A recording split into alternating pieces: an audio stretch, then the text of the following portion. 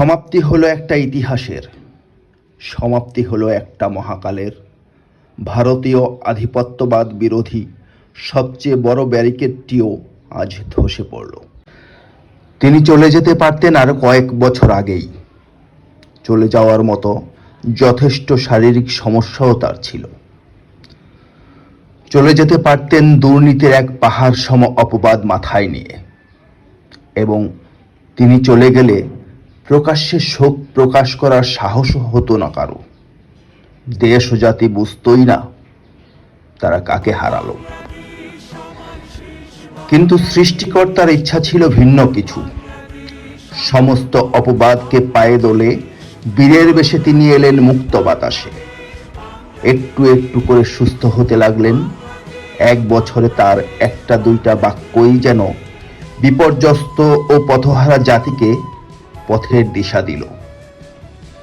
দেশ ও জনগণ অপেক্ষায় ছিল আর কয়েকটা দিন। তার প্রাপ্য সম্মান তাকে ফিরিয়ে দিবেন, তার প্রাপ্য অবস্থান তাকে ফিরিয়ে দিবেন। কিন্তু তিনি তো প্রতিদানের আশায় কিছু করেননি। তিনি প্রতিদান চান না, তিনি প্রতিদান নেন না। তিনি চলে গেলেন। এই জীবনে একাধিকবার চলে যাওয়ার লোভনীয় অফার পেয়েছেন তিনি। সেই লোভনীয় অফারকে পায়ে দোলে তিনি নির্মমতা ও নির্যাতনকেই বরণ করে নিয়েছেন বারবার। তবু দেশ ও জনগণকে তিনি কখনোই ছেড়ে যাননি। এবার আর কোনো লোভনীয় অফার নেই। সবাই যখন তাকে বিনয়ী অভিবাদন জানাচ্ছেন, সবাই যখন তার থেকে যাওয়ার জন্য অশ্রুসিক্ত নয়নে সৃষ্টিকর্তার অনুগ্রহ প্রার্থনা করছেন, ঠিক তখনই তিনি বাংলাদেশকে কাঁদিয়ে নিজে হাসি মুখে চলে গেলেন।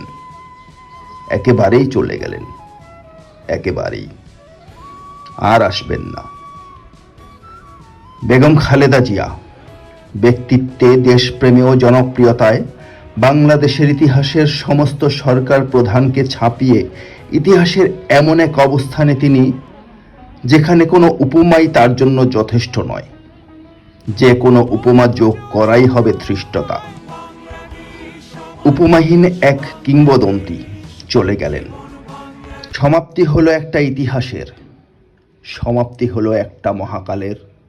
ভারতীয় আধিপত্যবাদ বিরোধী সবচেয়ে বড় ব্যারিকেডটিও আজ ধসে পড়ল।